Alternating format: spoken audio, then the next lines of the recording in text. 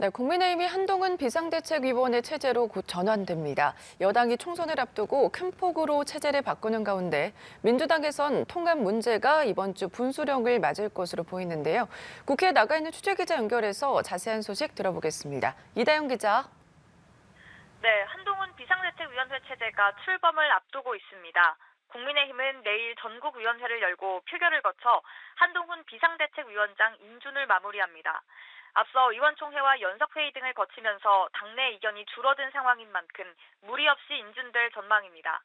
한동훈 비대위원장 취임에 이어 이준석 전 국민의힘 대표가 탈당을 예고한 날짜인 27일도 다가오고 있습니다.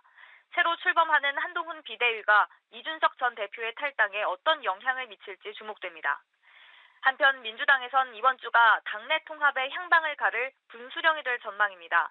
이낙연 전 대표 그리고 민주당 내 비명계 모임인 원칙과 상식이 통합 비대위 체제로의 전환과 당의 혁신을 주장해오면서 연말을 시한으로 제시했기 때문입니다.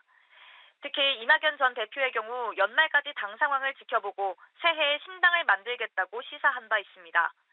이런 가운데 오는 28일에는 이재명 대표와 정세균 전 총리가 회동을 갖는데요.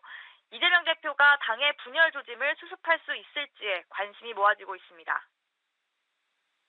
네, 이번 주에는 국회 본회의도 예정돼 있죠. 여야 모두 크리스마스 연휴를 보내면서도 본회의 준비를 하고 있을 텐데요. 이번에도 여야 격돌 예상된다고요?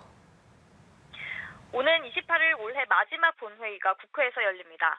이날 김건희 여사의 주가 조작 의혹과 대장동 50억 클럽 의혹 특검법, 이른바 쌍특검법이 자동 상정됩니다.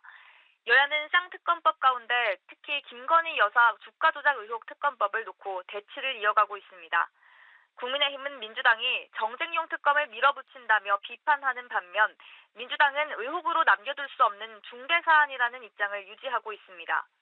민주당 박성준 대변인은 오늘 국회에서 기자들과 만나 특검법과 관련해 12월 말 처리가 민주당의 일관된 입장이라며 조건을 걸어 협상한다는 것은 일고의 가치가 없는 일이라고 말했습니다.